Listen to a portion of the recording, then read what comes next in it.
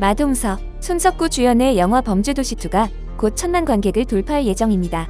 영화진흥위원회 통합전산망 공식 집계에 따르면 이 영화는 9일까지 968만 명의 관객을 모았습니다.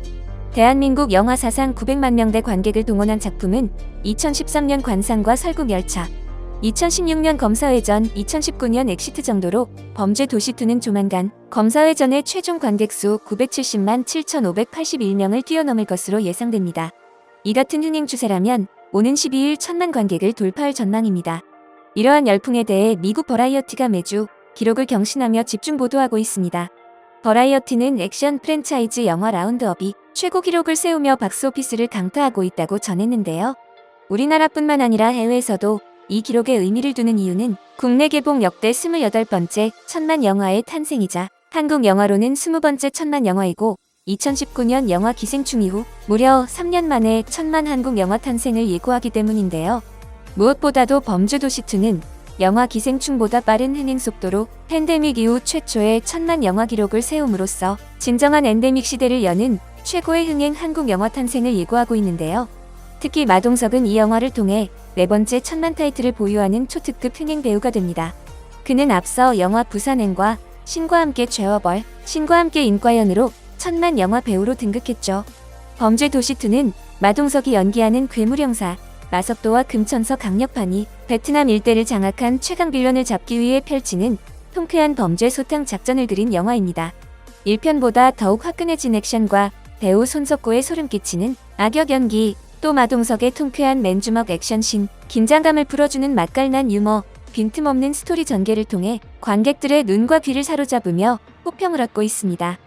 엄청난 수익을 올리는 것도 당연한데요. 범죄도시2는 지난 8일까지 누적 매출 989억 5,779만 5,950원을 기록했습니다. 마케팅 비용을 포함한 총 제작비는 130억 원인데 극장에서만 제작비 대비 7배의 매출을 올렸습니다. 개봉 4주차에 들어서도 범죄도시2의 흥행이 꺾이지 않고 있어 수익은 더 늘어날 전망입니다. 개봉 지원금과 해외 선판 매분, 그리고 부가판권 수입까지 고려하면 범죄도시2의 손익분기점 관객수는 150만 정도로 추정된다고 알려졌습니다. 이 수치면 1000만 관객 돌파 시 티켓 매출이 1000억 원을 조금 넘을 것으로 추산됩니다. 다른 영화들과 비교해 이 영화의 매출 대비 수익이 이렇게 클 수밖에 없는 이유가 궁금한데요. 이 영화는 해외 로케이션 촬영을 전혀 하지 않았습니다. 영화의 배경은 베트남인데 어떻게 해외 촬영 없이 영화를 완성할 수 있었던 것일까요? 이 영화의 전체적인 배경은 베트남이지만 베트남에서 전혀 촬영하지 않았습니다.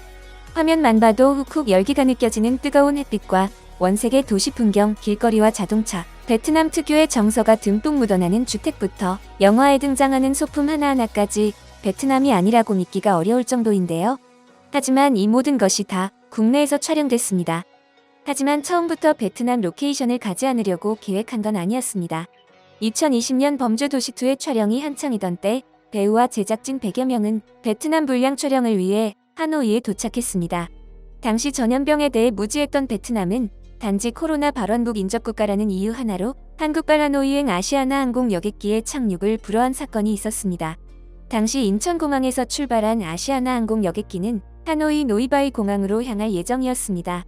하지만 베트남 당국은 당일 오전 8시 15분에 노이바이 공항 대신 차량으로 3시간가량 떨어진 꽝린성 번돈 공항을 이용해야 한다는 규제를 결정했고 오전 8시 30분에 각 항공사로 전달했습니다. 문제는 그 사이에 아시아나 여객기가 인천에서 하노이로 출발했다는 점입니다. 아시아나 항공이 이 같은 사실을 이륙 후 알게 됐고 결국 이륙 후 40분이 지난 이후 인천공항으로 회항할 수밖에 없었죠. 이 비행편에는 승객 40명이 탑승해 있었지만 베트남은 정확한 사유도 밝히지 않고 다짜고짜 한국발 비행기를 거부한 것입니다. 이어서 한국발 베트남 항공편은 줄줄이 운항 중단됐고 당시 베트남에 있던 한국인들은 아무런 이유도 듣지 못한 채 감금에 가까운 격리를 당해야 했습니다. 무지한 베트남 국민들은 한국을 코로나 국가라며 태극기에 태극 문양을 편집한 코로나 코리아 이미지까지 유포했습니다. 그리고 한국인들의 SNS에는 베트남인들의 욕설에 가까운 댓글이 수없이 달리기 시작했습니다. 범죄도시2 촬영팀에게도 대우는 마찬가지였습니다. 당장 철수하지 않으면 4주간 강제격리 조치를 당할 수 있다고 협박도 당했습니다. 촬영팀은 깊은 고민에 빠졌습니다. 이미 베트남에 예약해둔 숙소와 촬영지만 해도 10억 원에 가까운 제작비가 들어갔기 때문이었습니다.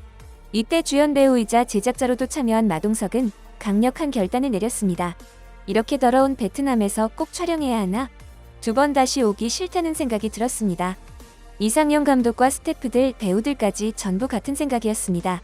10억 원이 들어갔지만 이곳에서 촬영을 계속한다면 더 큰 돈이 들더라도 무슨 꼴을 당할지 몰랐습니다.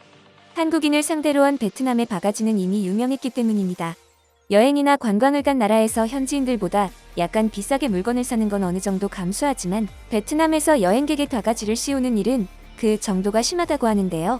시장에서 물건을 살 때 거스름 돈을 주지 않거나 택시기사들이 미터기 사기로 바가지를 씌우는 등 푼돈을 노린 사소한 사기부터 시작해 잔돈을 달러가 있냐 직접 가져가겠다 등 화폐 단위가 다른 것을 노려 승객을 정신없게 만든 뒤 순식간에 지갑에서 고액권을 빼가기도 합니다. 한국인들을 마음씨 좋은 부자라고 생각하기에 바가지 요금은 식당에서도 흔하게 벌어집니다. 저렴해 보이는 식당이라고 생각해 음식을 다 먹고 계산을 할 때 얼마냐고 물어보면 100이면 100, 원래 가격보다 높은 금액을 부른다고 합니다. 특히 대부분 해산물처럼 메뉴판에 시가로 적힌 음식들이라면 더욱 조심해야 하는데요. 해산물을 사고 나면 금액을 터무니없이 많이 부르거나 아예 주문한 양보다 적은 양을 주기도 합니다. 당시 베트남은 그렇게 한국인들을 감금하거나 강제 철수시키고도 한국 측에 한국산 진단키트를 보내달라고 요청하는 뻔뻔함을 보이기도 했는데요. 정작 베트남 언론은 한국산 진단키트는 빠른 진단은 가능하지만 정확도가 떨어지고 베트남산 진단키트가 훨씬 정확하다며 어이없는 자화자찬 태도를 보이기도 했습니다. 이런 곳에서 더 이상 촬영하고 싶지 않았던 제작팀은 그야말로 야반도주하듯 베트남에서 철수했습니다. 이후 아쉬워진 베트남 측에서 영화 촬영을 재개하라고 요청했지만 가지 않았습니다. 한국을 무시하는 나라에 더는 있기 싫어 짐을 싸서 나왔지만 영화 촬영이 쉬운 일은 아니었습니다. 한국에 돌아온 제작진들은 안전한 한국 곳곳을 돌아다니며 비슷한 환경의 세트장을 만들었습니다.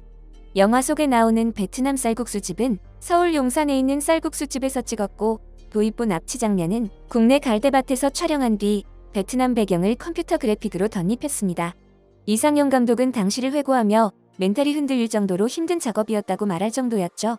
하지만 이러한 핸디캡이 나중에는 장점으로 작용했습니다. 빠른 호흡으로 장면을 이어붙이다 보니 이야기 전개에 속도가 붙을 수밖에 없었고 관객들이 인물 중심의 드라마에 집중할 수 있게 됐다는 것입니다. 이 때문에 범죄도시2의 제작비는 전편보다 많이 들었지만 손익분기점은 낮을 수밖에 없었습니다. 넷플릭스 측은 독점 공개를 조건으로 계약을 하자며 오랫동안 공을 들였지만 거절했고 최근 칸 국제영화제 성과와 K 콘텐츠 열풍과 맞물려 해외에서 반응은 더 뜨거워지고 있습니다. 이번 범죄도시2는 엔데믹과 동시에 1000만 반열에 오르면서 한국 영화의 힘을 보여주었고 해외 로케이션 없이도 훌륭히 영화를 완성할 수 있다는 새로운 역사가 되었습니다.